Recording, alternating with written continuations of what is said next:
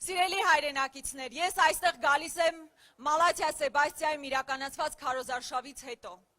Ուրեմն մի կին մոտենում է իր թոռնիկի հետ, 5 ամսեկան Անդրանիկի հետ ու ասում է. ես անպայման մերժելու եմ այս իշխանություններին եւ ընտրելու եմ ձեզ,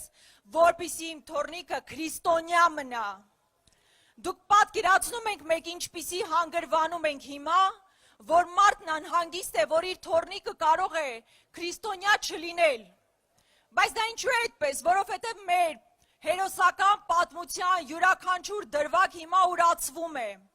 Պատերազմ է հայտարարվում այնպիսի մեր ինքնության տարերի դեմ, որ երբևէ որևէ մեկից մտքով չեր անցնի։ Մենք երբևէ կարող էինք պատկերացնել այն պատերազմը, որ իրականացվում է եկեղեցու դեմ։ Մենք կպատկերացնեինք, որ հոգևոր առաջնորդները քրեական հետապնդումների պետքա ենթարկվեն։ Մենք կպատկերացնեինք, որ Արարատի դեմ պայքար պետքա գնա։ Եվ ես մի կողմից լսում էի ու ասում էի, վայ, իսկապես մենք այս հանգրվանին ոնց կարող ենք հասնել ու հետո հասկանում ես, որ ամբողջ այս տարիների պատմությունը հենց դրա մասին է։